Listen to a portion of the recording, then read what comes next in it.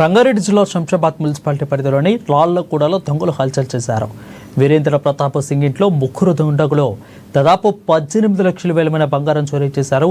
దీంతో రంగంలోకి దిగిన పోలీసులు ముగ్గురు దుండగులను అరెస్ట్ చేశారు. నిందితుల నుంచి ఒక పల్సర్ బైక్, RX 100 బైక్, అదేవిధంగా ఒక గ్లామర్ బైక్, వెండి ఆభరణాలను స్వాధీనం చేసుకున్నారు.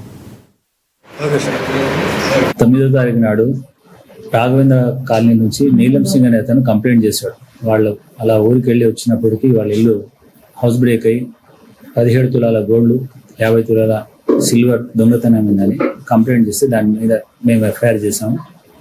ఆ కేసు పరిశోధనలో భాగంగా మా టీంలన్నీ అన్ని ఏరియాలో తిరుగుతూ ఉండగా నైట్ క్రైమ్ బీట్ ఆర్బీ నగర్లో తిరుగుతుంటే అనుమానాస్పదంగా 3 వ్యక్తులు కనిపిస్తే వాళ్ళని పట్టుకొని ఇంటరాగేషన్ చేస్తే వాళ్ళు ఈ నేరాన్ని ఒప్పుకున్నారు. ఇదే కాకుండా ఇంకో మా RGI పోలీస్ స్టేషన్ సంబంధించి ఇంకొక బైక్ దొంగతనం, వేరే పోలీస్ స్టేషన్ సంబంధించిన 3 దొంగతనాలను ఒప్పుకున్నారు.